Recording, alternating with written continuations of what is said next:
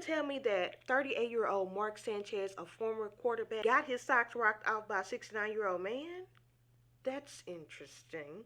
So, Mark Sanchez, who is a former NFL quarterback and is now an analyst, based on the charges, I assume was a little drunk, had a little drinky drink, and this just decided to act the fool, apparently. So authorities pull up to Logmiller Pub and Eatery and find that Mark has been stabbed several times in the torso area, and they're trying to figure out what happened to Mark. He tells them he doesn't remember what actually happened. They end up finding a 69-year-old man who had a laceration on his left cheek, and he tells them what actually happened. Now, he actually works for a company that deals with cooking oil, so he was actually at the Westin to get the oil at that location. And within that, Mark walks up to him and starts having a conversation with him, and somehow the conversation kind of started going left, and he's like, let me get away from you.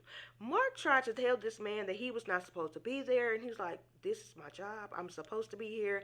And within that, he's trying to call his manager, but he is forced to be unable to do so because Mark is trying to get into his truck. He's trying to prevent him from even calling his manager and being like, this man is telling me I'm not supposed to be here, even though this is part of my assignment.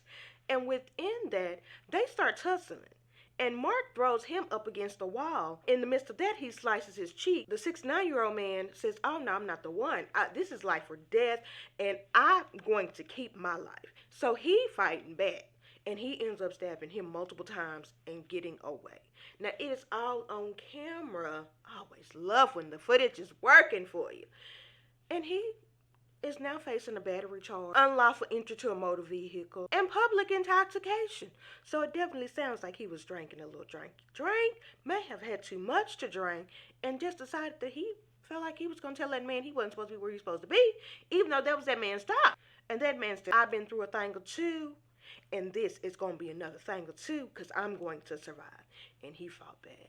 I'm not mad at the 69-year-old man. I am very confused how that 69-year-old man had the strength and the willpower to take out and defend himself against that 38-year-old man who used to be a quarterback. I'm confused about that. But don't ever underestimate a person that has a will to live, baby. He said, I'm going to get through it. And he did.